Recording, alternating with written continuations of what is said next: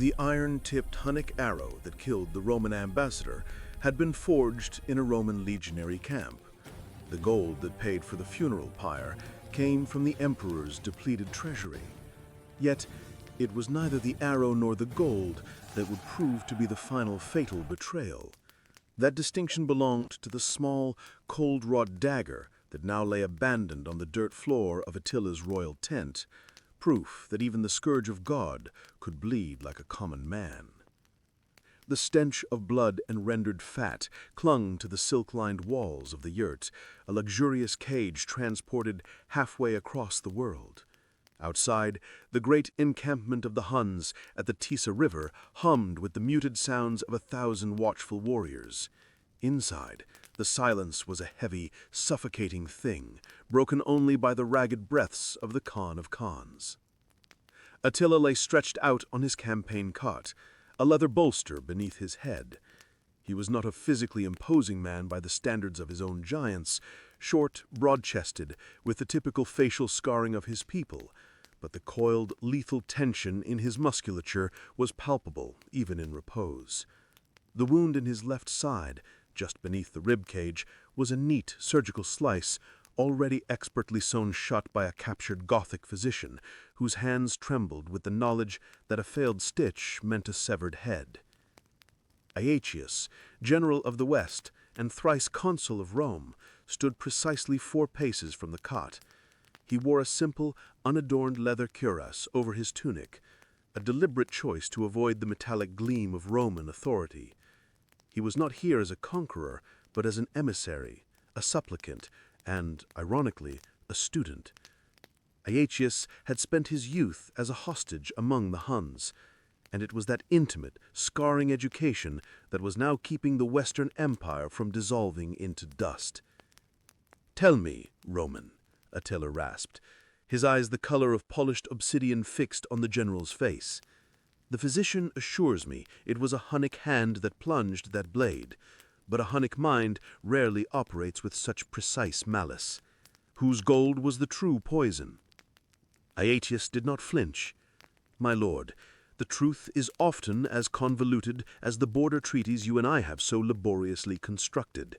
The attempt was made within your own council, yes, but the idea, the hope, was birthed in Constantinople. Theodosius's coffers are empty. The next payment of the donativum is impossible. They hoped to kill the beast before it could arrive to collect the tribute." Attila smiled, a flicker of cold amusement that did not reach his eyes. "And what of the West, Flavius Aetius?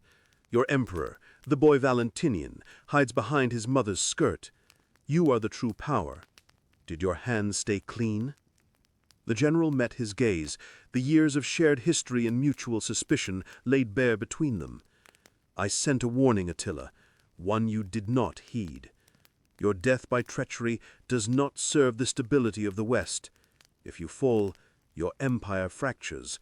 The Goths flood the Danube, the Vandals sail the sea, and my army is suddenly fighting 1,000 small wars instead of preparing for the one inevitable one against you." This was the core of their deadly, unspoken contract.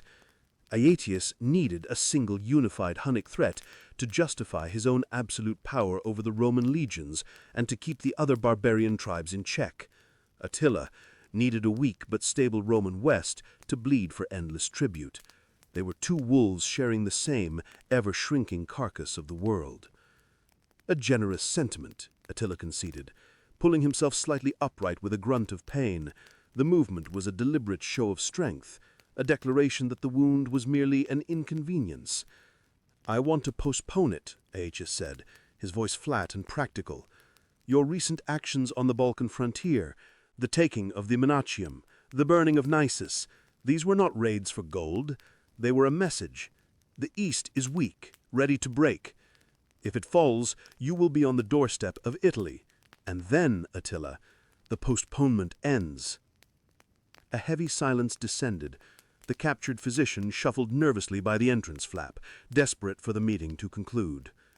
Aetius stepped closer, violating the unspoken boundary. "They will try again, Attila. The Romans, the Greeks, the Goths, they all believe you are a creature of fate, a whirlwind that can only be killed by a sudden blow, a single poison draught. They do not understand that the force of nature resists the sudden end. He paused, his gaze sweeping over the intricate metalwork of the Hunnic weapons hanging on the tent pole. The man who survives this attempt, the man who can brush off the unexpected dagger, becomes the legend, the man Rome couldn't kill. Attila absorbed the words, a deep, resonant sound like a growl forming in his chest. He understood the Romans' counsel, that the greatest threat to a legend was not a sword, but a secret, and that the failed attempt had only solidified his myth. "The tribute is due in 6 months," Attila finally declared, his voice regaining its strength, a whip crack that dismissed the pain. "Double the amount. Failure to meet it will be an act of war, Flavius, and I will not simply burn your cities, I will take your children." "The money will be gathered." Aetius gave a curt, non-committal nod, his mind already racing ahead. The attempt had failed, but it had revealed a deeper truth. Assassination was impossible. The Scourge of God was protected by fortune, legend, or sheer destiny. The only way to stop him was not to kill him, but to somehow cripple the very source of his power, to break the wheel of tribute and fear. A new strategy was needed, one that involved not daggers, but alliances forged in the fires of mutual hatred. It was a strategy more treacherous and ultimately more dangerous than any direct conflict. Aetius turned to leave, but Attila's voice stopped him at the threshold. "You speak of legends, Roman. You are one yourself. The only Roman who can speak our tongue, ride our horses, and stand in my presence without pissing himself. Tell me, Flavius, when the inevitable day comes and our armies stand face to face, will you remember the lesson of the dagger, or will you choose the foolish glory of a clean fight?" Aetius did not look back. "I will choose the means that ensures Rome's survival, Attila, no matter the cost to my soul." And with that grim promise, the last hope of a bloodless peace dissolved into the dust of the Hunnic camp. The biting wind of the great steppe carried the scent of wood smoke, wet horsehide, and something else, an intoxicating, untamed freedom that was both terrifying and liberating. For a Roman boy of noble birth, used to tiled floors and the predictable rhythms of court life, the Hunnic camp was a brutal academy. Flavius Aetius was barely 14 when he first arrived as a state hostage in 419 AD, a living guarantee of a treaty he barely understood. His tutor, a stern, scar-faced warrior named Ugar, never called him Flavius or Roman. He called him Autak, the outsider. Ugar's lessons didn't come from scrolls, but from the earth and the saddle. Aetius learned to ride before he was fully grown, to sleep through the howling steppe nights, and to understand that a man's life was measured not in years, but in the speed of his horse and the accuracy of his bow. The lesson that stuck deepest, though, came through the Hunnic language, guttural, rapid, and completely stripped of Roman courtesies. It was in this harsh crucible that he first met Attila. A few years older, and the favorite nephew of King Ruga, Attila already radiated a focused, ruthless ambition. He didn't see Aetius as a prisoner to torment, but as a curiosity, a valuable weapon that spoke a foreign tongue. Their first real interaction came during a hunt. The prize was a magnificent stag. Riding a borrowed, jittery mare, Aetius tracked the creature for hours, using Ugar's drilled-in techniques. Just as he raised his bow, Attila burst from the tree line on a massive dark gelding and brought the stag down with a single perfectly placed shot to the neck. Aetius rode up, face flushed with frustration and the sting of failure. He dropped his bow, a gesture that would have earned him a beating from Ugar. "The hunt is about the kill, Autak," Attila said, dismounting and inspecting the carcass with professional detachment. In clumsy but determined Hunnic, Aetius shot back, "A stolen kill is an unearned one, Prince. A real warrior tests his skill, not his luck." Attila paused, his dark eyes narrowing. Most Roman hostages who survived became compliant, silent shadows, but this one had fire. Luck, Attila scoffed. Do you think the gods care who shot first? I knew where the stag was running. You were slow, blinded by your narrow pursuit. I saw the entire field. You saw only the target.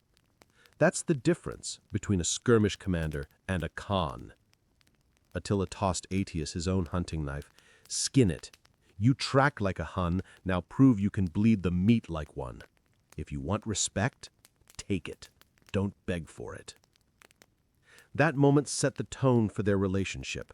A relentless, high-stakes battle of wits overlaid with mutual, grudging respect. Aetius learned that Attila wasn't a crude barbarian, but a sharp strategist, able to absorb military doctrine and political weakness with frightening speed. Attila, in turn, learned from Aetius the workings of the Senate, the fragility of the imperial family, and the deadly bureaucratic drag that kept Rome from achieving its true military potential. Years later, the Roman boy was released, carrying not just the scars of the steppe, but something far more valuable. He knew the man who would become the Scourge of God. When Aetius rose to Magister Militum of the West, he used that knowledge to negotiate crucial early treaties, stabilizing Rome's frontiers by hiring Hunnic mercenaries to enforce order against the Visigoths and Burgundians, a strategy that kept the Western Empire steady even as the East weakened. But the arrangement was inherently unstable. A ticking clock Aetius could hear all too clearly. The fragile peace, shattered in the previous chapter, rested on the shaky foundation of the Treaty of Margus, 435 A.D. In his study in Ravenna, Aetius traced the line of the Danube across a large map, the frontier now stained red with the names of towns captured or annihilated. The treaty required a massive annual tribute, 700 pounds of gold, later doubled to 1,400. The price of peace is too high, General. Petronius, a nervous senator and one of Aetius' political rivals, hovering near the fireplace. The emperor in the east can't meet Attila's demands, and now our own treasury is being drained to cover the cost. People whisper that the tribute is simply a bribe to fund your private army. Aetius didn't look up. The people are ignorant, Senator. The tribute isn't a bribe. It's a cost-effective delay. Every coin spent on Attila buys us another year before we must rebuild the Rhine defenses. Every pound of gold is a life saved, a wall left standing. And if the cost becomes infinite? Petronius pressed, unable to hide his contempt. The emperor in the east, Theodosius, seems determined to prove to Attila that Rome is a serpent that refuses to die, but he is starving us to do it. Aetius finally raised his head, his expression cold and unyielding. Theodosius is a fool who trusts his god more than his army. He and his sister, the Augusta Pulcheria, believe Providence will deliver a miracle. Petronius shivered. Pulcheria has a plan, General, something desperate. It's whispered among the eunuchs at court. She believes that the sheer weight of the tribute will drive Attila into a single, predictable attack, a raid large enough that they can lure him into a prepared trap far from the Western Empire. A shadow of genuine alarm crossed Aetius's face. This was far worse than failing to pay the gold.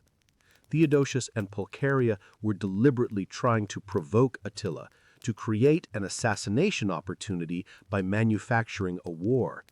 They were treating the Khan of Khans like a common bandit. They won't kill him, Aetius said flatly. They'll only enrage him. An attempt on his life will only add to his legend. If they succeed in dragging him west, away from the soft targets of the Balkans, the price will be paid not in gold, but in Roman blood. He pointed at the Danube on the map. The East is about to play a dangerous, foolish game. Their gambit is more than a betrayal of Attila, it's a betrayal of the treaty I built, and worse, of the safety of the West. When that line of peace breaks, the shock will be felt across the world. Aetius knew with the chilling clarity that only an old friend could have, that the Huns were no longer coming for gold. The assassination attempt and Constantinople's scheming had killed the perfect excuse. The next chapter wouldn't be fought in diplomatic chambers, but in the battlefield, and it would be brutal. The complicated respect forged on the steppe was now curdling into pure hatred, and Aetius would soon have to choose: defend an empire that had betrayed him, or risk everything to face the one man he understood better than anyone. The air in the great palace of Constantinople was thick with the perfumes of wealth, incense, and profound fear. While the West bled slowly, relying on Aetius's pragmatic, if humiliating diplomacy, the East, under Emperor Theodosius II and his formidable sister, Augusta Pulcheria, had chosen a different path: theological righteousness over military reality. Pulcheria, the true power behind her weak brother's gilded throne, was a woman of fierce piety and ruthless political acumen. She sat in her solar, the winter light catching the intricate gold embroidery of her robes, reviewing the account ledgers that sealed the empire's fate. The doubling of the tribute demanded by Attila, now 1,400 pounds of gold annually, was not merely a fiscal disaster, it was an act of profound, deliberate humiliation. "The Senate balks, your radiance," whispered Chrysophius, the chief eunuch and the Empress's most trusted conspirator. His face was a study in perfectly modulated anxiety. "The people of Thrace are starving to raise this gold. They call it the Hunnic tax, and they curse the name of Theodosius." Pulcheria's eyes, usually cool and reflective, burned with indignation. "Let them curse. We are playing a longer game, Chrysophius. This staggering tribute is not meant to appease the beast, but to lure him. We have proven that assassination by dagger is crude and ineffective. We must now employ the greater weapon: poverty as bait." She stabbed a finger at a list of captured Roman gold and jewels. "Attila knows the East is the wealthier target. By making the payment impossibly high, we accomplish two things. First, we force him to see that collecting this tribute is unsustainable, driving him to take the only logical alternative: a direct, massive invasion to seize the wealth he believes we are hoarding." Chrysophius leaned closer, understanding the dreadful logic. "And the second?" "The second is the placement of the target," Pulcheria continued, her voice hardening to steel. "We have quietly withdrawn our best regiments from the Danube border and redeployed them to strong defensive points further south. When Attila comes for the gold, he will believe the border is undefended. He will drive towards the major cities of the Balkan interior, cities we have pre-garrisoned, but kept visibly subdued. We will allow him to advance far enough that the cost of his retreat becomes punitive." The eunuch shuddered. "You are hoping to exhaust his supply lines and catch him far from his horses, away from the open plains. A trap worthy of Xerxes, your radiance. But if it fails—" "If it fails," Pulcheria said, meeting his gaze without flinching, "then we starve. But if it succeeds, we break the legend of the Scourge of God on the anvil of Roman terrain and Roman defense. We prove to the West that our God protects us and that Attila is merely a mortal man who can be caught and killed." She was convinced that Aetius's strategy of continuous tribute was not only cowardly but futile. The general in the West was, in her eyes, a dangerous political chameleon, too steeped in barbarian ways, too willing to pay the price of peace instead of earning the glory of war. By taking a proactive, high-risk military stance, Pulcheria sought not just to eliminate Attila, but to politically isolate and diminish Aetius's soft diplomacy. The plan was set in motion.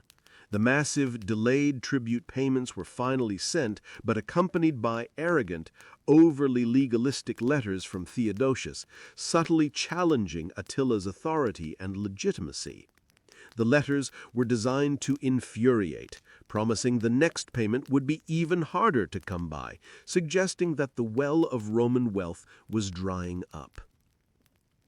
On the road, the diplomatic party carrying the final gold installment was ambushed, a meticulously planned operation by agents loyal to Pulcheria, staged to look like a minor skirmish with local brigands. The gold was secured, but the Roman ambassador and his staff were brutally massacred. The message sent back to the Huns was a bold-faced lie. The bandits were Goths, proving Rome cannot even control its own tributary tribes. When the news reached Attila's court on the Tysa River, the Khan erupted in a fury that chilled even his most seasoned warriors. He saw through the clumsily arranged attack. He knew the bandits were not Goths, they were Romans.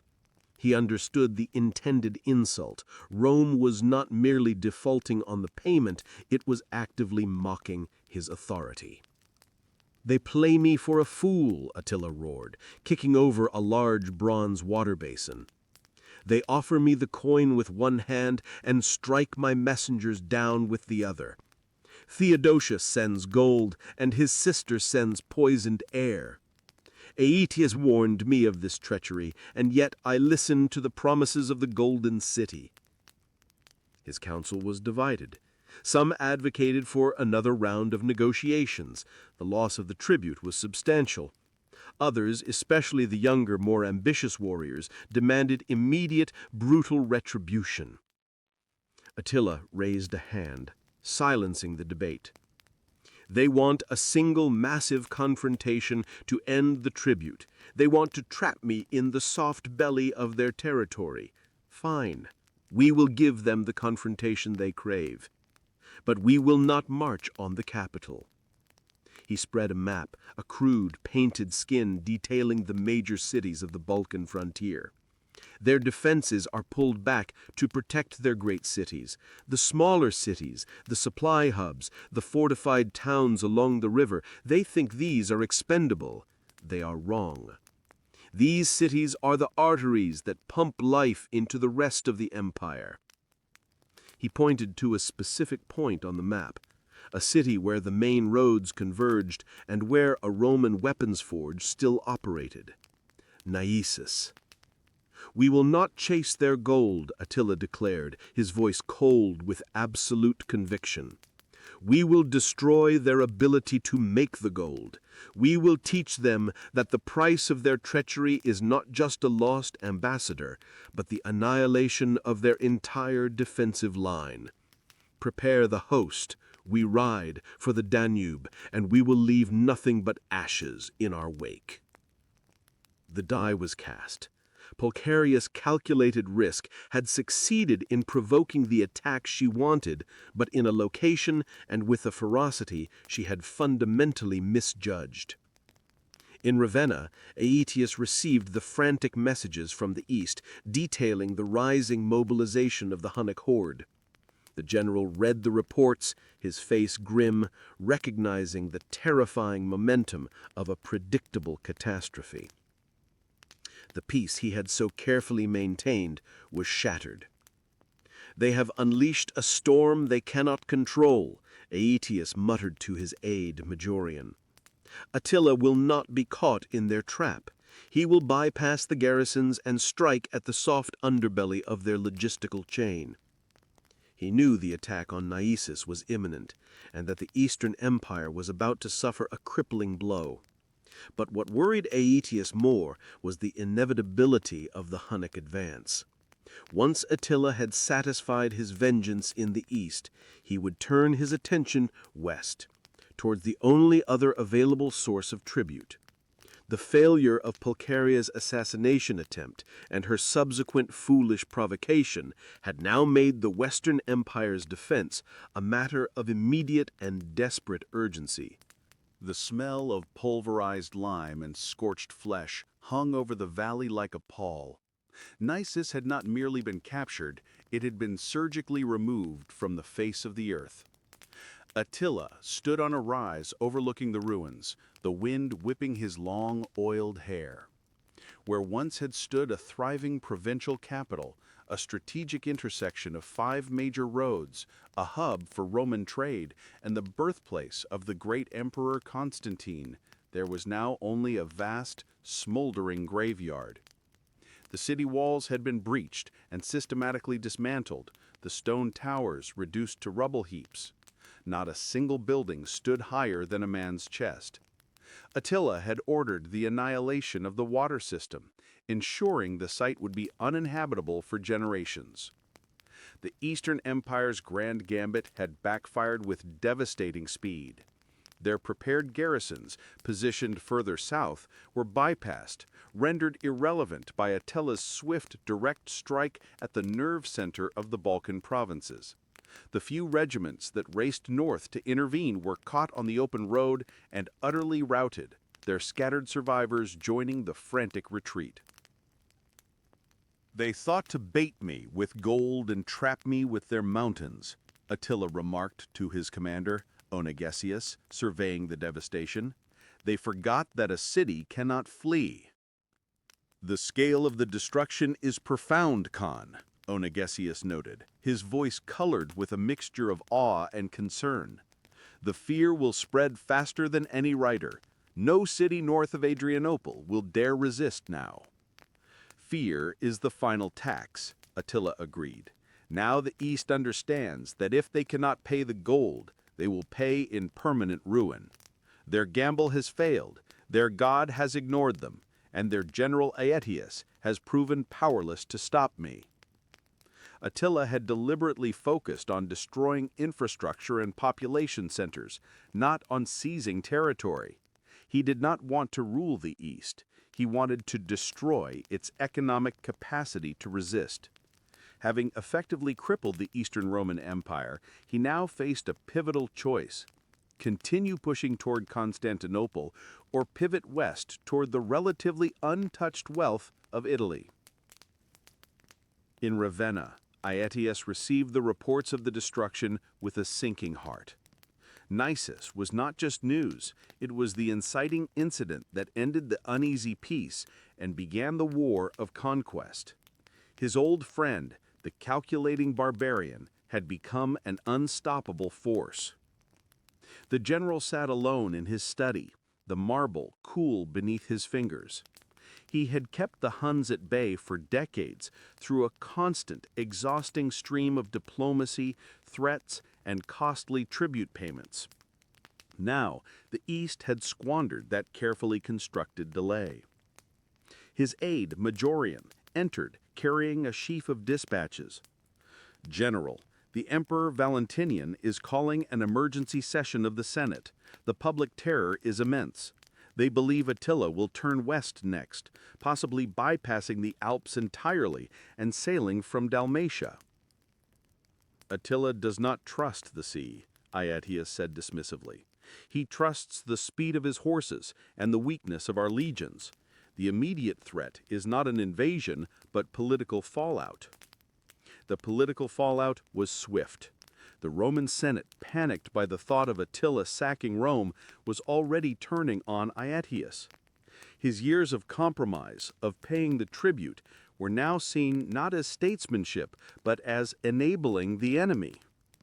"The Senate is suggesting you are too close to the Hun," Majorian reported, his tone careful.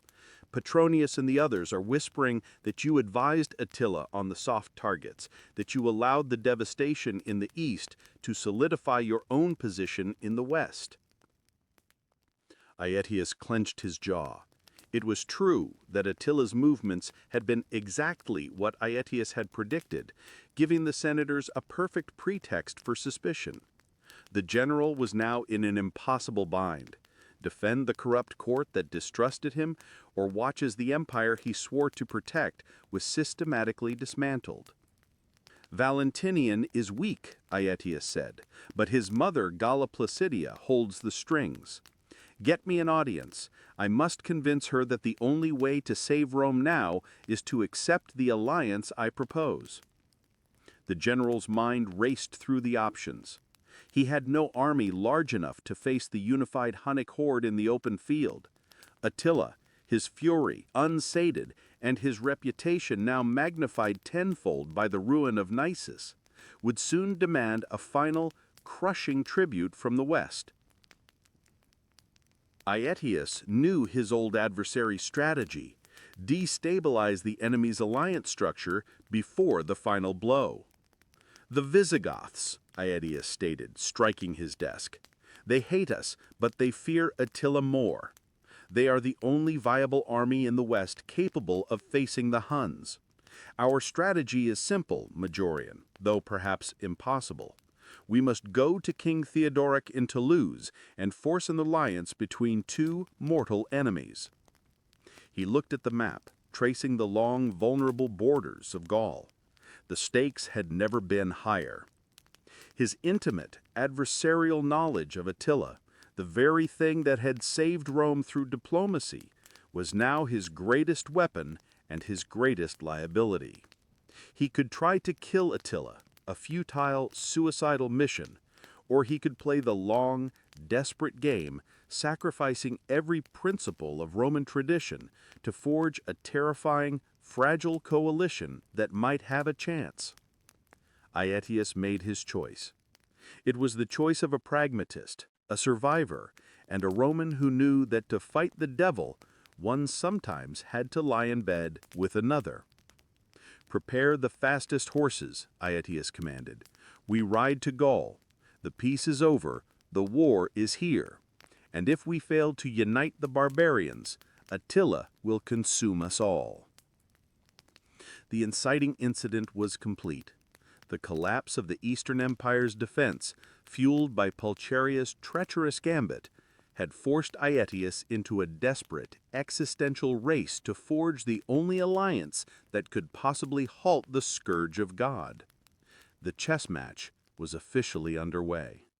The journey across the splintered remnants of the Western Empire was a grim, desperate affair.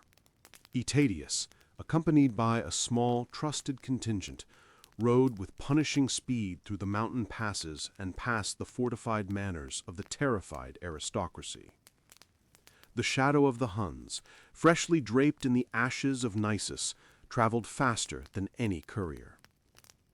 Aetius was focused solely on reaching Toulouse and persuading King Theodoric I, the Visigoth, to abandon his decades of entrenched enmity toward Rome. This was a necessity born of failure. The Eastern Empire's collapse had left the West exposed, and Aetius's own political capital was hemorrhaging. It was in a drafty, abandoned watchtower near the Alpine foothills that a courier caught up to them, bringing not military news, but an envelope sealed with the imperial purple of Ravenna. The seal was that of Galla Placidia, the formidable Empress Dowager, mother to the weak Emperor Valentinian III. The contents, however, concerned not Placidia, but her wayward daughter, Justa Grata Honoria. Aetius broke the seal and read the delicate script, his face draining of color with every passing line. The letter confirmed the most insane rumor to have ever leaked from the imperial court. Honoria, feeling trapped and disregarded by her brother and mother, had, some weeks prior, sent a secret, desperate message to the court of Attila. The message was not a request for asylum, but a proposal of marriage. She had included a ring, a priceless heirloom, and a formal petition for Attila to come to her rescue, asserting that as the emperor's sister, she was entitled to a division of the imperial inheritance, half the Western Roman Empire. Aetius crumpled the parchment in his fist, the leather of his gloves protesting the pressure. This was not merely treason, it was a political nuclear bomb, "What is it, General?" Majorian asked, alarmed by the general's sudden pallor. "Treason," Aetius bit out, his voice low and dangerous, the highest form.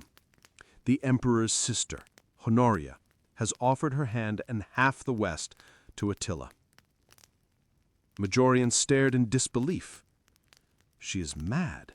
The gods have left her mind. But how did the message get through?"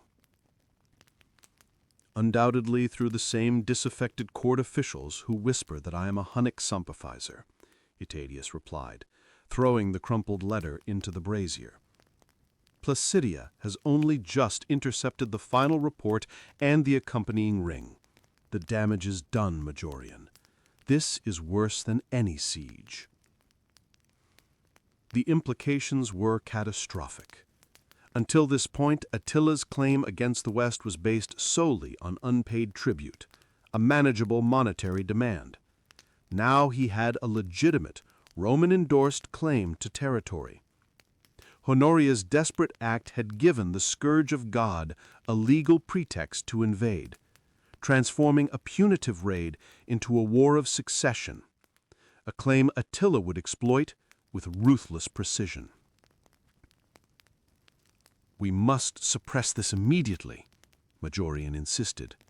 "If Attila receives this, or if the Visigoths hear of it, our alliance is dead before it begins. Theodoric will see this as proof that the Western Empire is rotten and ready to fall, and he will either stand aside or, worse, join Attila and claim his own reward."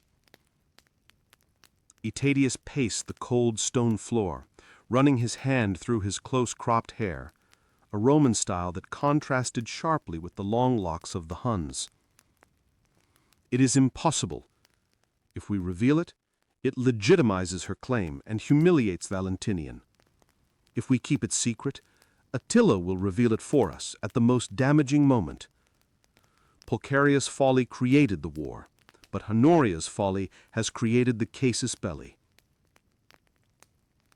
The true danger was that Attila would seize upon the proposal not because he desired Honoria, but because the claim, a direct challenge to the legitimacy of Emperor Valentinian III, was invaluable. It would paralyze the Roman political structure and sow internal discord. Aetius sent back a guarded, cryptic message to Placidia. "Honoria must be secured. The matter must be handled in the deepest secrecy, and on no account must the existence of the ring be confirmed." He knew he was racing against time. Attila, still in the east, would soon receive Honoria's proposal. The Khan was a calculating enemy. He would use the information to his maximum advantage, delaying his acceptance until he could leverage it to split Rome's fragile network of alliances. The general made a snap decision that risked his entire career. He would keep the secret. He would not inform Theodoric about Honoria's treason, gambling that he could secure the alliance before Attila deployed the political weapon. The fate of the empire now rested on Aetius's ability to lie convincingly to the man he needed most. The following morning, the small Roman contingent rode out, crossing the mountains and dropping into the lush, fertile expanse of Gaul. The difference between the east and the west was stark. Gaul was relatively wealthy, organized, and militarily secure, secured, in large part, by Aetius himself, who had spent decades keeping the disparate barbarian tribes here in a state of controlled balance. Now Aetius was marching into the camp of Theodoric, the king of the Visigoths. A powerful, proud, and deeply suspicious man who considered Rome to be his ultimate, inevitable conquest. Aetius was immediately struck by the sheer scale and confidence of the Visigothic camp near Toulouse. It was a well-ordered, permanent military city, not a temporary encampment. The Gothic warriors, towering and heavily armed, looked upon the passing Roman with unconcealed contempt. Aetius's meeting with Theodoric took place in his great hall, decorated with captured Roman and Gothic trophies. The air crackled with hostility. "The Magniter Militarum of Rome visits a king?" Theodoric asked, his voice booming, his eyes challenging. "Is this a tribute payment, General, or a surrender?" Aetius stood firm. "It is neither, King. It is a request for alliance, born of necessity. Attila is on the march. He has pulverized the east. He will now turn toward Gaul. He comes for the wealth, the land, and the subjugation of all free peoples. He comes for your people, Theodoric." The Visigoth king laughed, a sound like grinding stone. "You paid him to attack the east. You paid him to fight me 10 years ago. Now you want me to forget those legions and rush to save the sickly golden city of Ravenna? I ask you to save your own kingdom," Aetius countered, leaning forward, his voice a low, intense pulse. "Attila is not satisfied with the collapse of Rome. He seeks universal dominion. You may fight me for Gaul next year, Theodoric, but if you do not fight Attila now, you will be fighting him as his vassal in 5 years. You know the Huns. They destroy, they do not rule." He paused, playing his ultimate card, his shared knowledge with Attila. "I know Attila better than any man in the world. I was raised among them. I know his strategy. He will seek to split us, to make you believe that if Rome falls, you will be the next beneficiary. But his peace is a lie.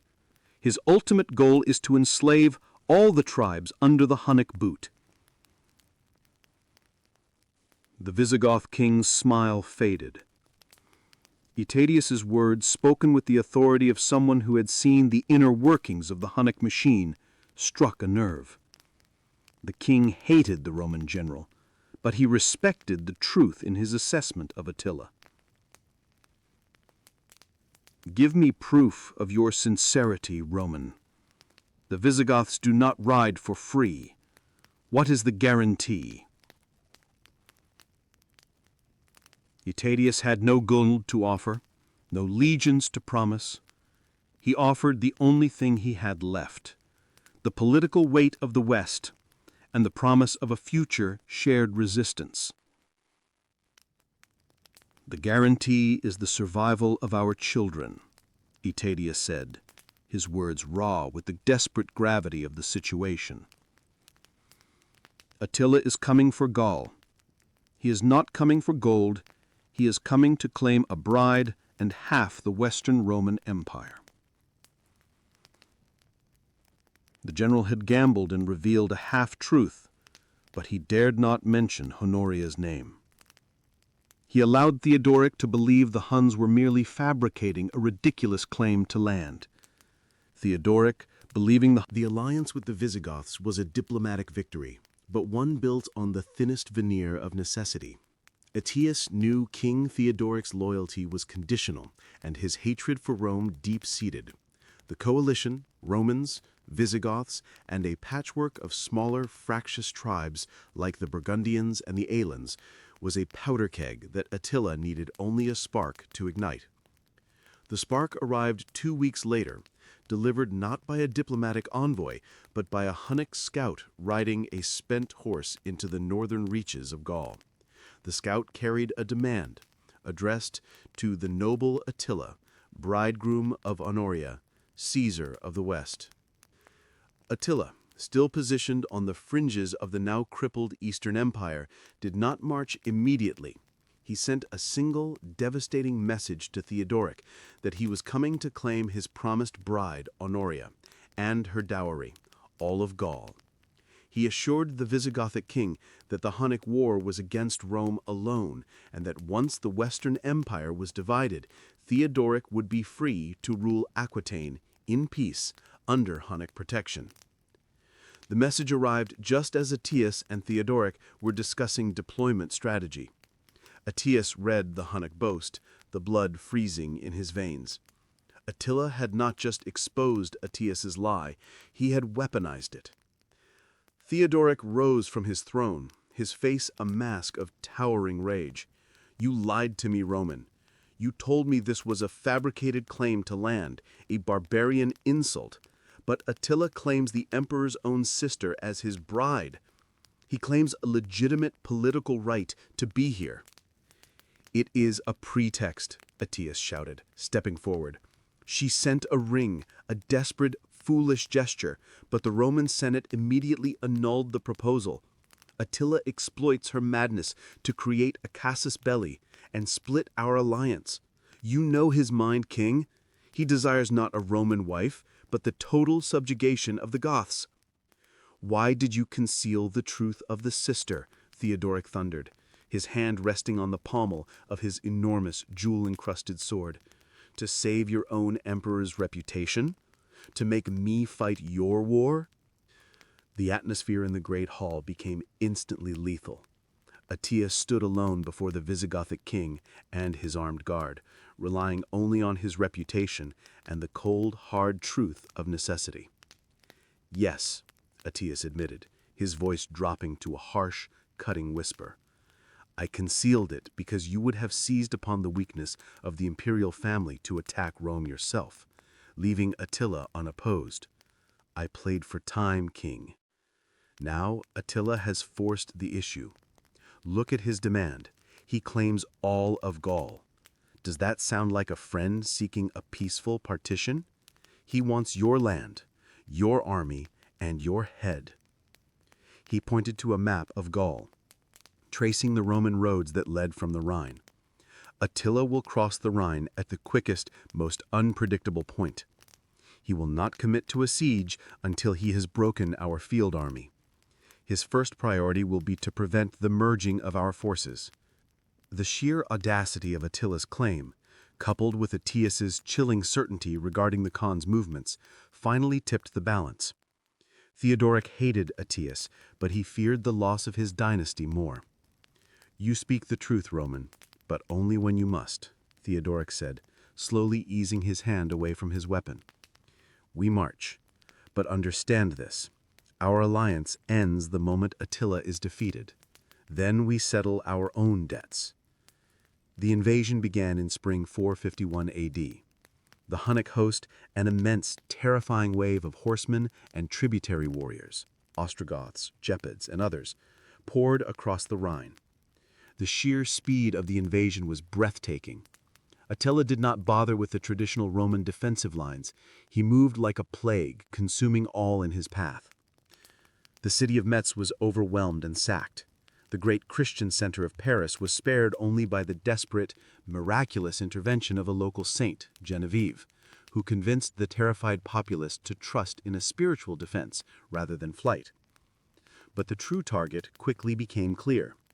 Aurelianum, or Orleans, a pivotal city on the lower river, which, if captured, would effectively drive a wedge between Aetius's forces and Theodoric's. Aetius and Majorin launched a furious forced march north, their armies, two deeply distrusting allies, barely speaking but driven by a singular purpose: to reach Orleans before Attila could complete the siege.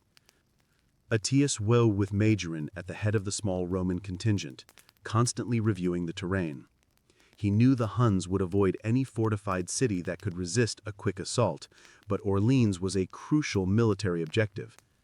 "Attila is pushing too hard," Aetius observed, wiping the mud from his face. "He is driven by the need to separate us. He will not risk a battle with a fully merged Roman Visigothic army, not yet. If he takes Orleans, he can force Theodoric to turn back to Aquitaine." Days later, they reached the crest of a ridge and looked down upon Orleans. The sight was horrific. The Hunnic army had encircled the city, and the siege was in its final, brutal stages. The city walls were breached, and Attila's forces were pouring into the streets. It was too late. Aetius spurred his horse forward. "He will commit his forces inside the city. He thinks it is over." "General, we are outnumbered," Majorin protested. "If we attack the main Hunnic force now, we will be destroyed." "We will not attack the main force," Aetius said, his eyes scanning the surrounding fields. "Attila always leaves a weak, screening force to monitor his rear. He never expects his quarry to turn and attack the hunter in the flank." Aetius naced down the ridge, leading the charge.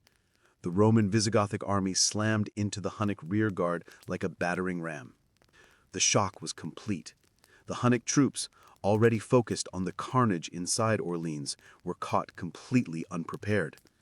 The unexpected assault caused immediate panic in the Hunnic ranks. Attila, furious, was forced to withdraw his forces from the city, just as the Romans and Visigoths poured in.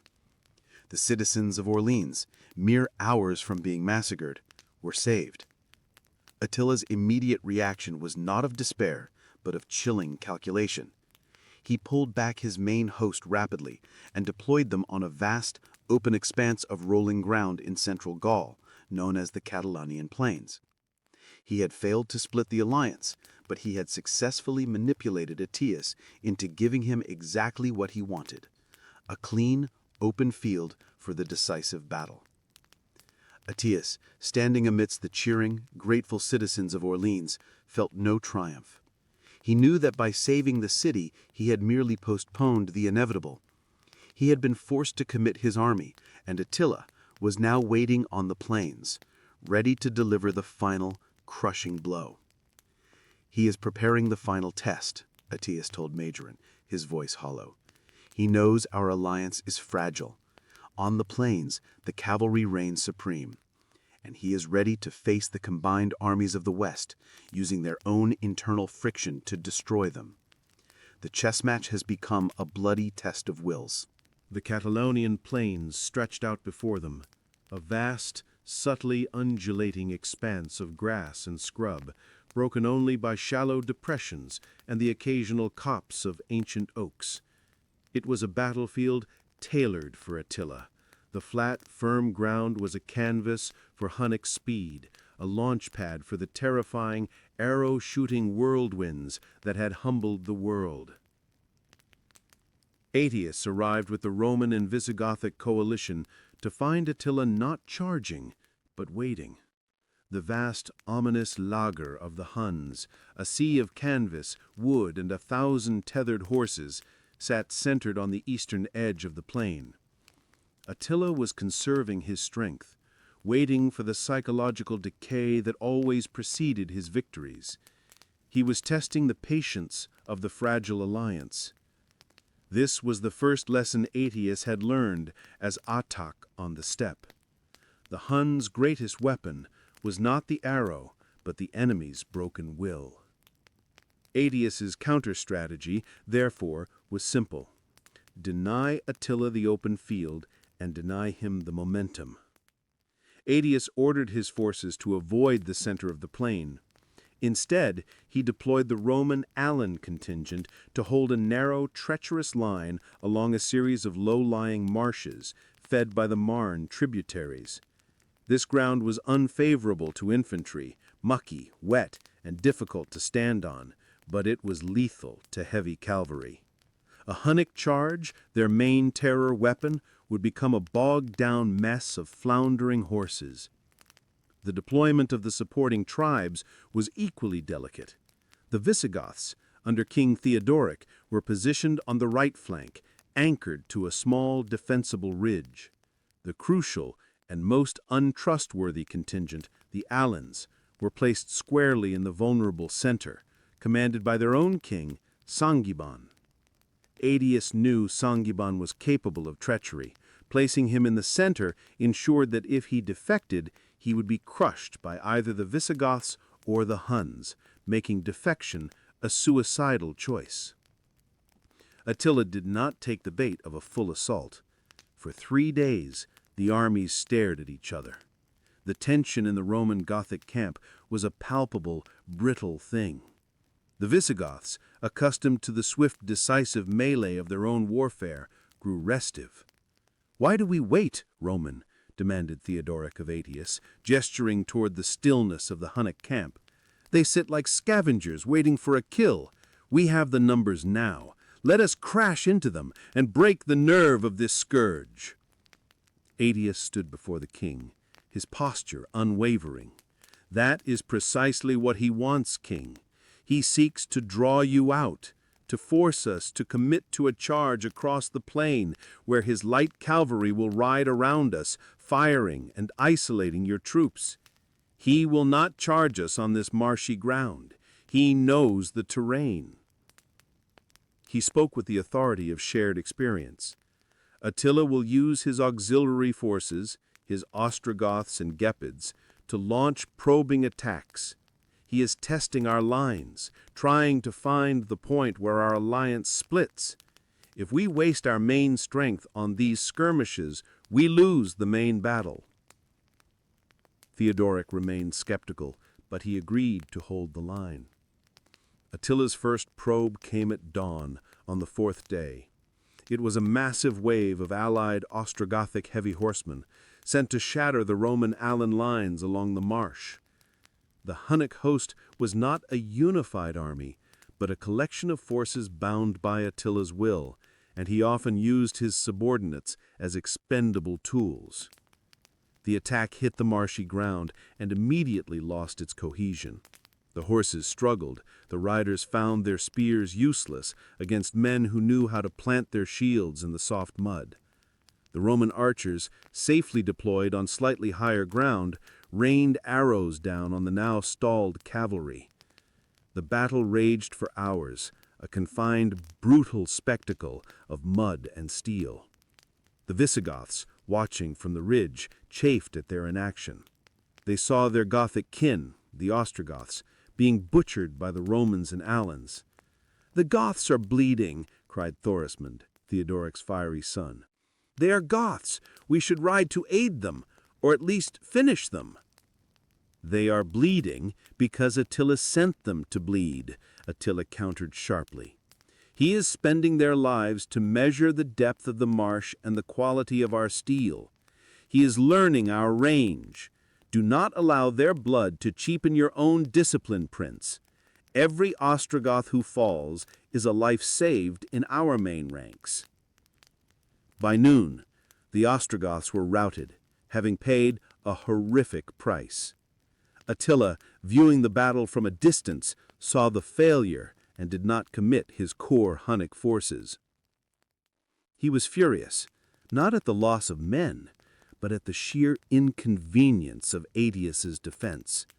The Roman general had successfully turned the Catalaunian plains into a series of muddy obstacles, disrupting the very psychological contract of the battle. That night, Attila retired to his yurt, silent and brooding. His shaman warned him that the spirits of the land were unrestless. "The old gods of this Gallic soil resist your passage, Khan," the shaman muttered. "The field is a trap. You must not fight, or the cost will be too great." Attila ignored the man, but the warning resonated. For years his victories had been inevitable. Now he was facing a man who thought 3 steps ahead. "Aetius," Attila hissed to one Vasius, "knows the way the wind blows, the way the rivers run. He has defiled my perfect battlefield. He has forced me to trade time for blood. He is the last Roman I will ever allow to live." As the armies prepared for the final, inevitable clash, a single critical piece of high ground remained undefended. A sharp, barren ridge that dominated the entire plain. Both Aetius and Attila realized its importance simultaneously. Whoever held that ridge would have the decisive tactical advantage, a perfect launching point to view and control the final assault. In the final hour of the night, as the air grew cold and thick with the impending dawn, both sides sent small elite forces racing to seize the crest.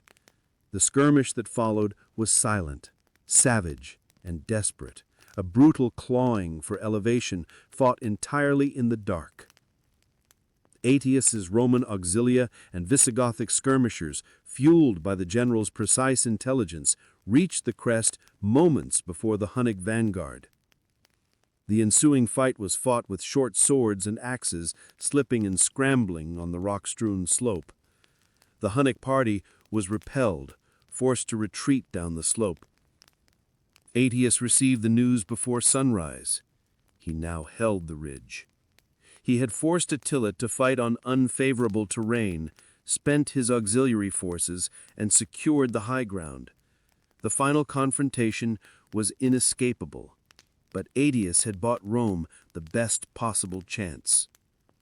The stage was set. The Catalaunian plains, now known to history as the site of the greatest battle the Western world had yet seen, waited for the climax.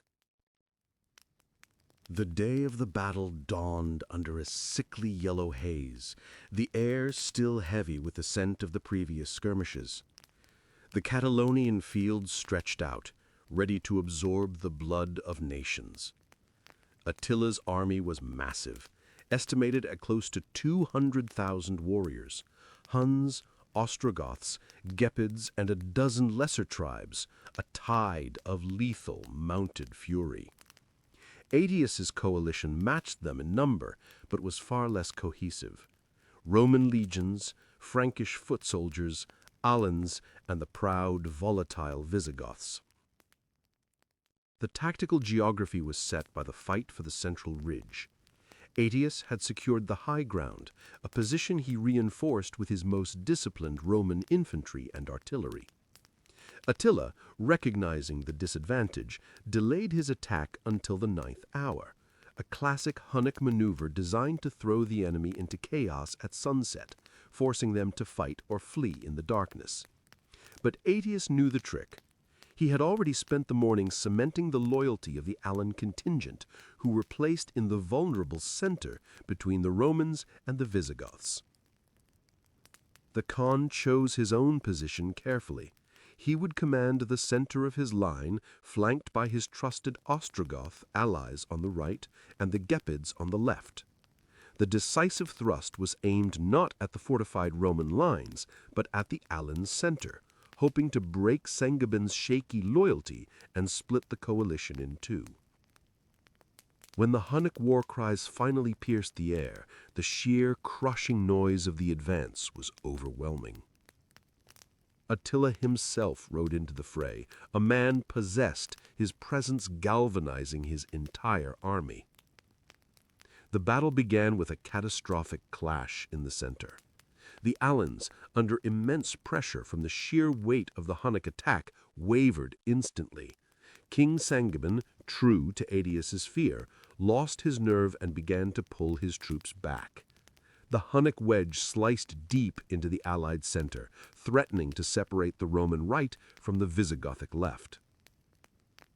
Aetius, positioned on the right flank, saw the center fold and immediately ordered a controlled retreat of his own Roman forces, denying Attila the satisfaction of a clean rout.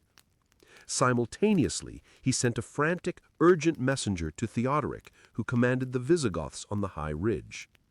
"Tell the king the center is broken, the Huns are through, he must not retreat, he must ride down the ridge and strike the flank of the Huns' advance, now or all is lost." Theodoric, a king of action, needed no second urging. Seeing the Hunnic advance exposed in their zeal, he launched a devastating charge down the ridge. The Visigothic cavalry, heavy, disciplined, and utterly fearless, hit the flank of the Hunnic corps with a thunderous impact. The battle dissolved into a savage, swirling melee. The Visigoths fought with a vengeance born of years of resentment against both Rome and the Huns, and their disciplined charge stemmed the bleeding in the center. It was during this brutal, confused phase that the tragedy struck. King Theodoric, riding deep into the heart of the fight, was unhorsed. Whether by a Hunnic arrow, a Roman spear, or simply trampled by the chaos of his own men, the Visigothic king fell and died instantly. His son, Thorsmund, who had been fighting on the opposite side of the line, was informed of his father's death. The news electrified the Visigoths, replacing despair with a frenzied, vengeful fury. Thorsmund rallied his troops, leading them in a renewed, ferocious assault that drove the Huns reeling back toward their camp. Attila, whose central thrust had failed due to the tenacity of the Visigoths, now found himself under immense pressure. The loss of momentum, coupled with the unexpected ferocity of Thorsmund's counterattack, began to break the morale of his auxiliary tribes. The battle raged until darkness descended, transforming the plain into a nightmare landscape of slaughter. By the time the moon rose, the allied forces had driven the Huns back into their fortified laager. Attila, defeated in the open field for the first time in his life, ordered his men to build a pyre of saddles and prepare for a final, suicidal stand at dawn. Aetius surveyed the bloody field, the stench of death overwhelming the scent of the evening dew. The Huns were trapped, beaten, and their leader was preparing to die rather than surrender. Rome had won. The man they couldn't kill was cornered. But Aetius felt no triumph. He stood amidst the cheering Romans and the grieving, furious Visigoths, and saw a victory that would instantly doom his empire. This was the midpoint reversal. If Attila were killed tonight, Aetius realized, the Visigoths, under the command of the young, vengeful Thorsmund, would immediately recognize their own strength. They had just defeated the most powerful force on earth, and their king had been killed by the Roman coalition's battle plan. The Visigoths would instantly break the alliance, turn their fury on the Romans, and seize Gaul and Italy. Aetius would have saved Rome from the Hun, only to deliver it into the hands of the Goths. Aetius made the most cynical, calculating, and ultimately defining decision of his career. He sought out the victorious but grief-stricken Thorsmund. "Your father died a hero's death," Aetius began, gripping the young king's shoulder. "But your kingdom is now vulnerable. Attila's power is broken, but his treasury is not. He will retreat, wounded but not annihilated. Your rival brothers are already maneuvering for your father's throne in Toulouse. You must secure your kingship before they seize it."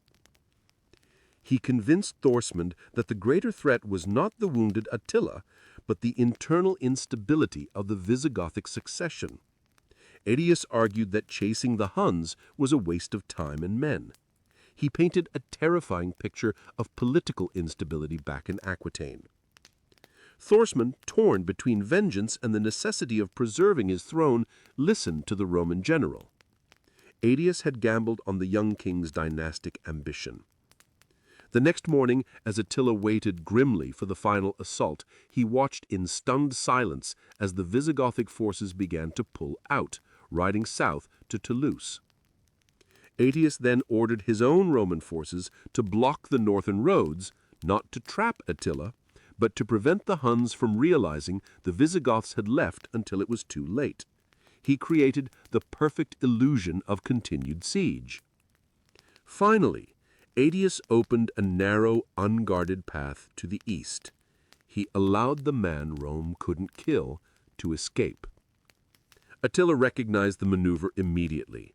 He knew Aetius had intentionally spared him.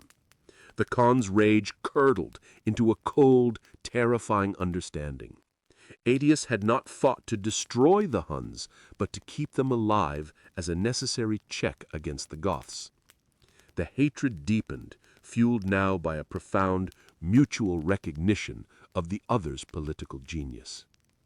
Aetius had saved Rome not through total victory, but through deliberate, strategic incompleteness. He had stopped Attila, but only by ensuring the Scourge would return. The war was not over. It had merely been deferred, guaranteeing the general's continued relevance and setting the stage for the final, dreadful act. The year following the inconclusive battle of the Catalaunian Fields was defined by a grim, foreboding silence. While Aetius successfully restored order in Gaul and ensured the immediate loyalty of the newly crowned Visigothic king Thorismund, he knew the truce was merely a breath held before the next, final blow. Attila was not defeated, he was wounded, humiliated, and filled with a terrifying, singular rage. The Khan spent the winter recuperating on the Pannonian plains, preparing for the one action Aetius knew he would take, a direct, brutal invasion of Italy. Attila understood that the man who had stopped him in Gaul, Aetius, would never allow a total victory. But Attila could force the collapse of the Western Empire by hitting it where it was weakest and most psychologically vulnerable, its heartland. In the spring of 452 AD, the Hunnic host swept across the Julian Alps, bypassing the established Roman fortifications with contemptuous ease. They did not pause for tribute or negotiation. This was not a raid, it was a campaign of annihilation. The first city to fall was Aquileia, the great Venetian metropolis and a key Roman stronghold. Aetius had advised the garrison to stand firm, believing its massive, triple-layered walls could resist a prolonged siege. He was disastrously wrong. The Huns, aided by siege engines and, legend claimed, by Attila's own obsessive will, tore the city down, stone by bloody stone. The destruction of Aquileia was so complete and so brutal that the survivors fled to the coastal lagoons and marshes, giving rise to the eventual settlement of Venice. Attila had deliberately set a standard of terror far exceeding the carnage at Naissus. News reached Ravenna, the western capital, in waves of panic. The entire population of northern Italy was fleeing south, clogging the roads, bringing with them tales of unimaginable horror. Attila was sweeping through the rich Po Valley, the source of Rome's food and tax revenue, destroying Milan, Ticinum, and scores of smaller towns. In Ravenna, Emperor Valentinian III was hysterical, demanding Aetius raise legions that did not exist. The general, his small field army depleted from the previous year, was forced into a desperate defensive stance. He could not commit to a battle in the open field. He would be annihilated. "We have no army left, General," Petronius, the senator, shrieked in the war council. "You allowed the Scourge to live. You held back the Visigoths. Now he has come for us, and you have nothing to stop him." Aetius faced the accusations with granite composure. "The army is gone, Senator, because the tribute was not paid, and the East was foolish. The victory in Gaul bought us a year of peace, and you wasted it in court intrigue. I told you he would return, and he has." Aetius's brilliant strategic mind went into overdrive, even as the walls closed in. He knew the Hunnic host, despite its terror, had inherent weaknesses. Supplies. They were far from home. Sustaining an army of 200,000 in the densely populated, unfamiliar Italian terrain was logistically crippling. Plague. The Huns carried diseases from the steppe, and the Italian summer was breeding sickness in the camps. Gold. Attila had destroyed the tax base. He could not sustain his army indefinitely without a massive final score. The ultimate target was clear: Rome itself. If Attila took the ancient, symbolic capital, the empire would collapse instantly, regardless of what forces Aetius commanded. "We cannot fight him," Aetius stated to Majorian. "We must bleed him slowly. Destroy the crops ahead of his march. Poison the wells if necessary. Force his horses to starve. We must turn Italy itself into his battlefield, denying him the quick, decisive victory he demands." He deployed small, highly mobile detachments to harass the Hunnic supply lines, utilizing the canals and rivers of the Po Valley to slow the advance. It was a strategy of attrition, delaying the inevitable, but it came at a terrible cost in devastation.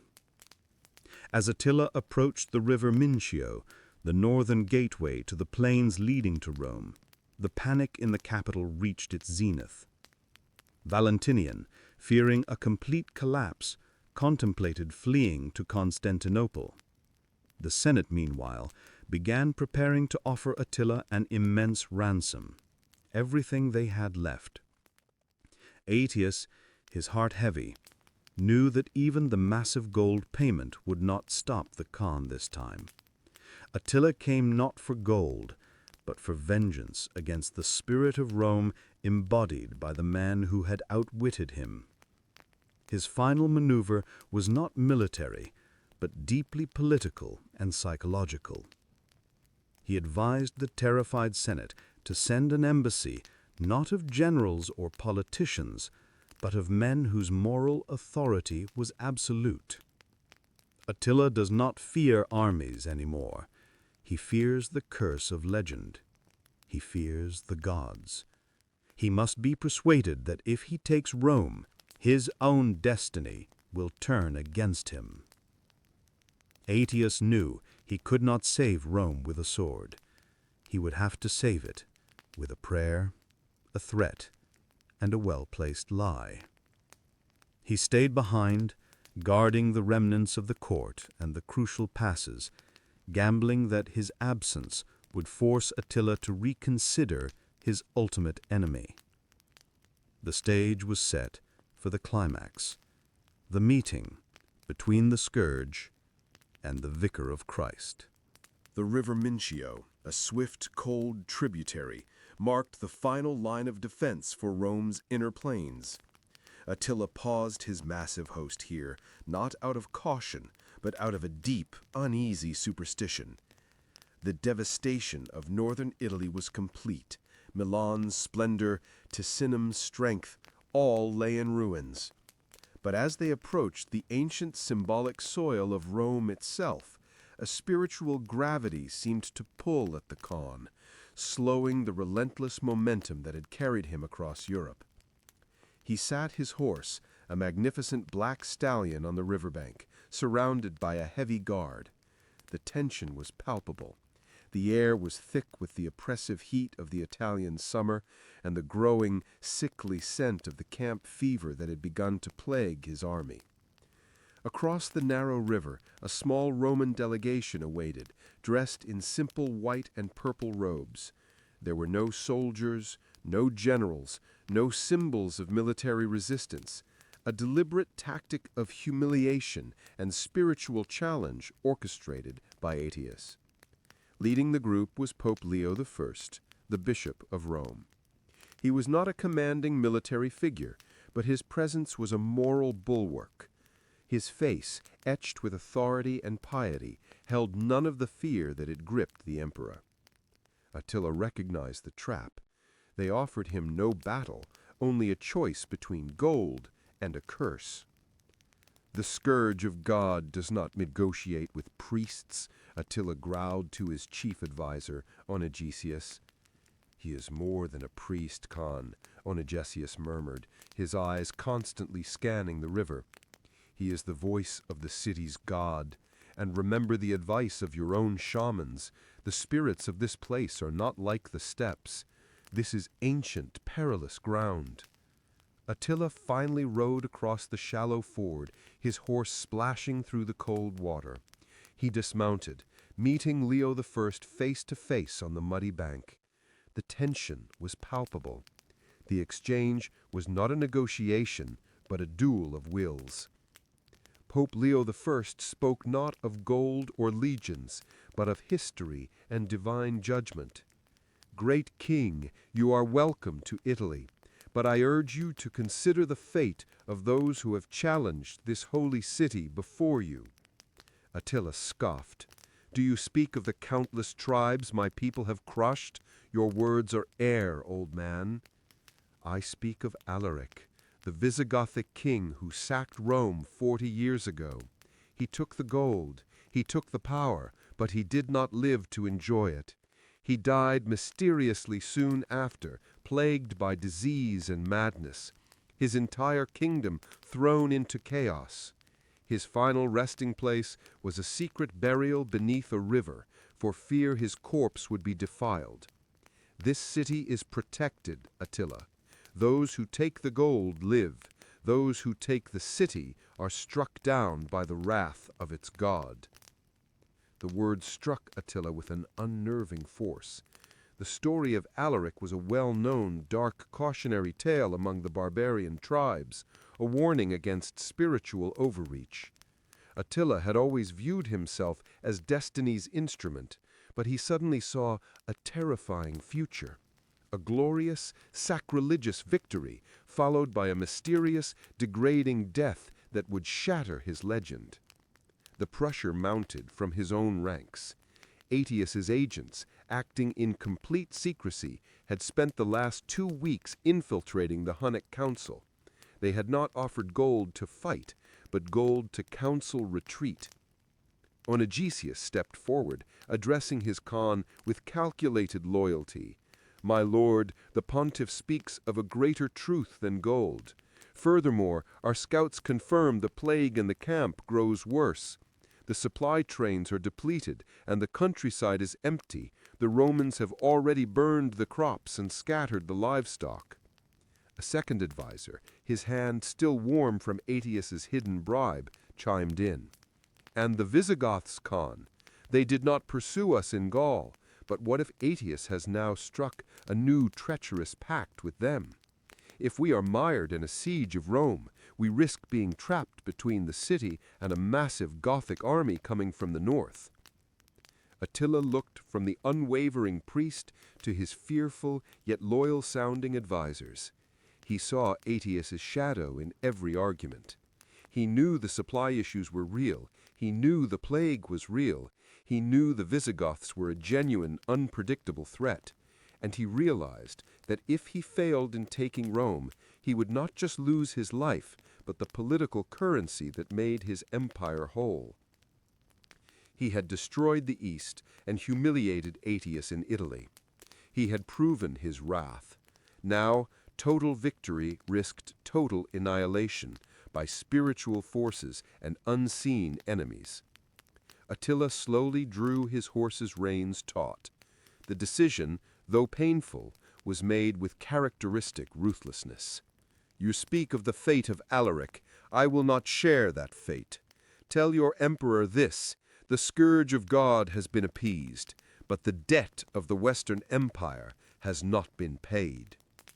He demanded an immediate, colossal tribute, an overwhelming ransom to ensure his departure, and the immediate, safe return of Honoria, the supposed bride, who would be delivered to his camp as a gesture of imperial good faith, only to be promptly returned to be annulled. Leo I agreed to the terms. The Golden City was saved, not by the strength of its legions, but by a masterful blend of spiritual dread, political treachery, and military attrition. Aetius had won the climax without firing a single Roman arrow. As the Hunnic host began its slow, grueling retreat back across the Alps, laden with the last available wealth of the Roman Senate, Attila rode at the head of his army. He looked back toward the distant, hazy south where Rome lay untouched and felt the bitter sting of tactical defeat. He had been stopped, not by courage, but by the cunning of his greatest adversary. "Aetius," he whispered into the wind, "you have bought your rotten city time, but there will be no more gold. I will return to the east, raise a new host, and I will destroy the Roman name forever. And when I am done, I will hunt you down myself." The climax was complete. Attila had withdrawn, the man Rome couldn't kill had survived, and the empire, though saved, was utterly bankrupt and dependent on the strategic genius of the one man the emperor most feared. Attila's retreat from Italy was a military disaster masquerading as a diplomatic victory. His army, heavy with stolen gold but hollowed out by disease and the lack of forage, dragged itself back across the Danube. The withdrawal was a humiliating admission that the Scourge of God could not conquer the city. The great unified purpose that had bound the disparate Hunnic and Gothic tribes together began to unravel. Attila's rage did not abate, it simply shifted focus. He blamed Rome, the East, the gods, and most acutely Aetius for his failure. He spent the remainder of 452 AD preparing for a second, immediate invasion of the Eastern Roman Empire, planning to settle the score with the foolish Theodosius and his scheming sister, Pulcheria. He was done with the political maneuvering of the West. He wanted raw vengeance and a final, undeniable victory. However, the political and spiritual landscape of Constantinople had already shifted. Emperor Theodosius II died in July 450 AD, having fallen from his horse. Pulcheria, now empress in her own right, quickly married the respected general Marcian, who refused to pay any further tribute to the Huns. This change of guard presented Attila with a hostile, unified Eastern power that owed him nothing. Attila, still obsessed with legacy and domination, saw a need to consolidate his personal power before launching this final great war. He decided to take a new, young bride, a beautiful Gothic woman named Ildiko. It was a move designed to symbolize his supremacy over his newly subjugated Gothic allies and to prove his continued virility and power. The wedding ceremony, held in a magnificent wooden hall built in the winter encampment on the edge of the Danube in early 453 AD, was a spectacle of barbaric excess. Attila drank heavily, celebrating his past victories and promising total destruction in the coming spring campaign. He was carried roaring and triumphant to his bridal chamber late that night. The next morning, the encampment was strangely silent. Hours passed without any sign of the Khan. His personal guards, after much nervous deliberation, finally forced their way into the chamber. What they found instantly destroyed the myth of the Scourge of God.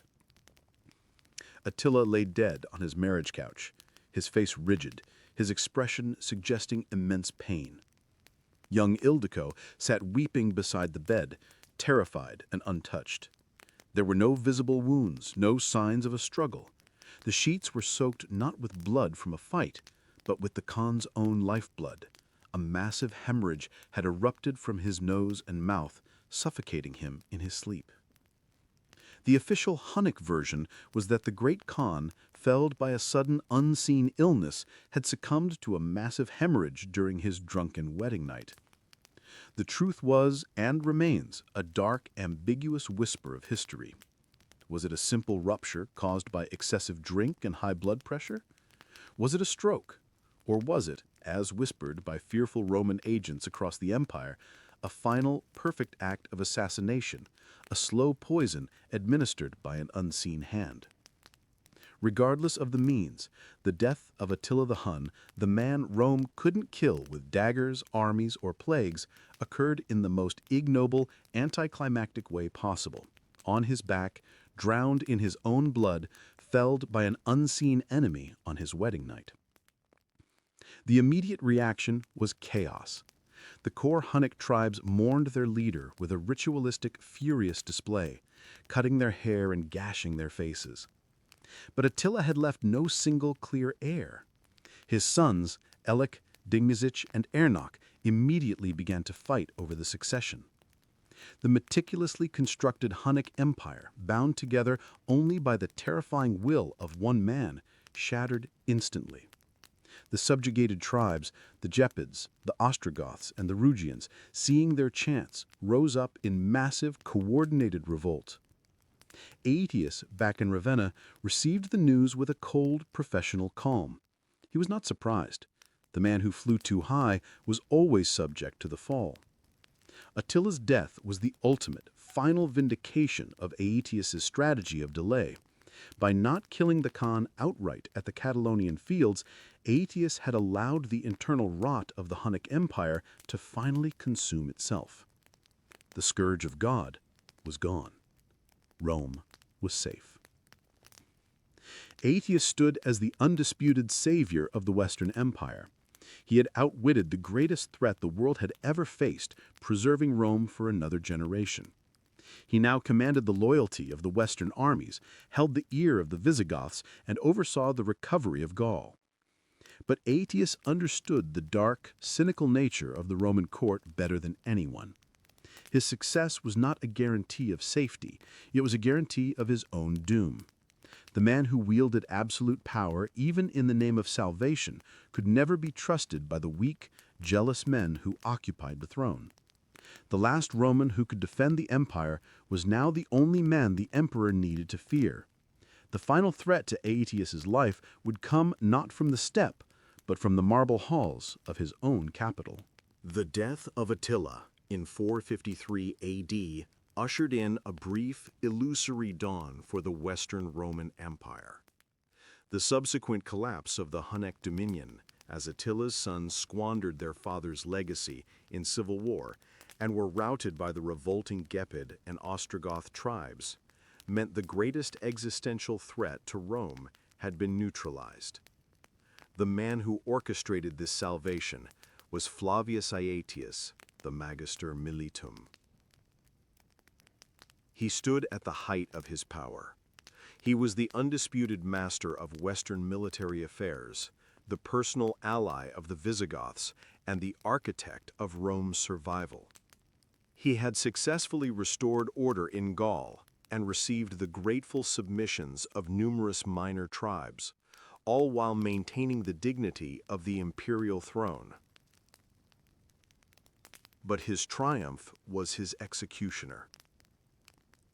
In the opulent, suffocating court of Ravenna, the young emperor Valentinian III did not see a savior, he saw a shadow. Valentinian, a man of weak will and deep-seated jealousy, had spent his life under the thumb of his mother, Galla Placidia, and now found himself overshadowed by the general who commanded all respect and loyalty. The irony was absolute. Aetius had saved Valentinian's crown, but in doing so, he had become the de facto ruler, leaving the emperor with nothing but a title. The political poison was administered by the same court officials Aetius had so often contemptuously dismissed, chief among them the treacherous senator Petronius. They whispered constantly into the emperor's ear, reminding him of Aetius's Hunnic connections, his immense wealth, and the fact that the general had recently betrothed his own son, Gaudentius, to one of the imperial daughters, a clear, if legitimate move toward dynastic succession. "General Aetius has not served Rome, Your Majesty," Petronius murmured. "He has merely preserved it long enough to seize it for himself. He is the de facto emperor, and your own life is his only remaining obstacle."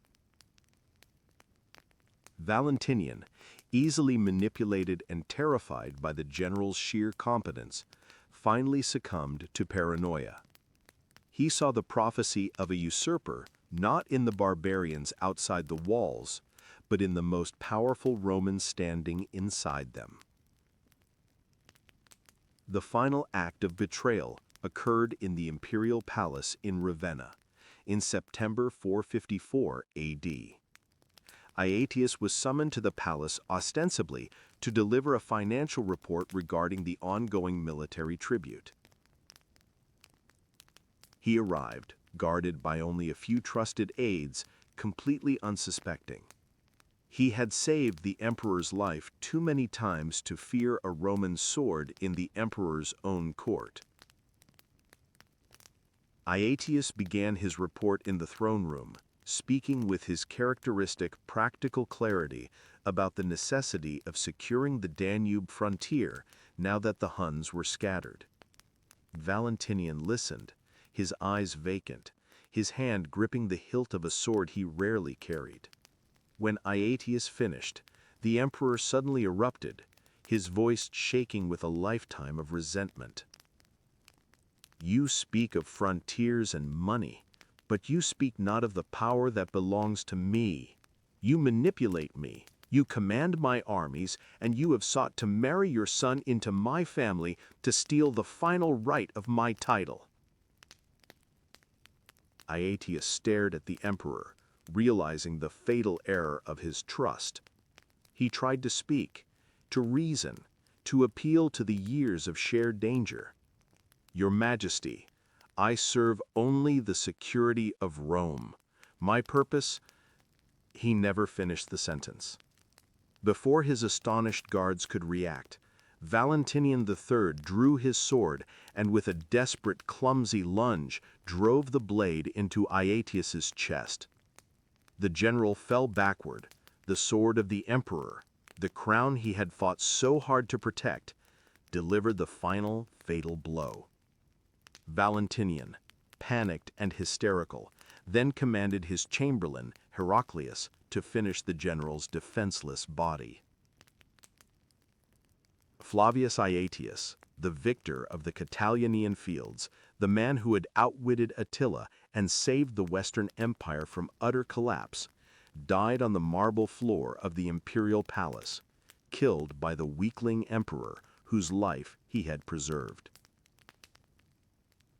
The immediate reaction from the court was one of stunned silence, quickly followed by nervous acclaim for the emperor's courage. But outside the palace, the news spread like a death knell across the empire. A man who was later asked for his opinion of the assassination famously offered a chilling prophetic warning to Valentinian: "You have cut off your right hand with your left." The removal of Aetius, the only Roman capable of commanding the vast essential network of barbarian allies, the Visigoths, the Franks, the Alans, instantly created a power vacuum that could never be filled.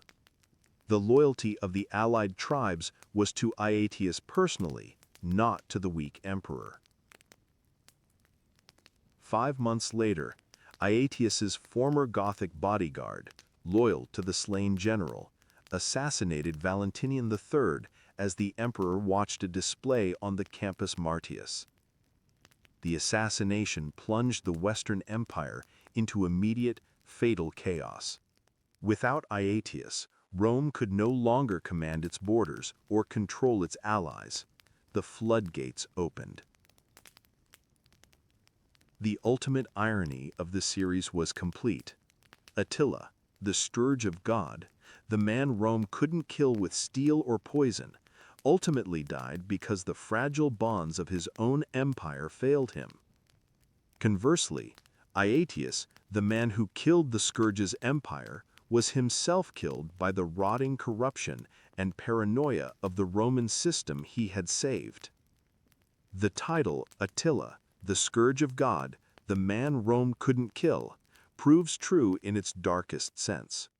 Rome was not killed by the barbarian, but by the weakness and treachery inherent in its own heart.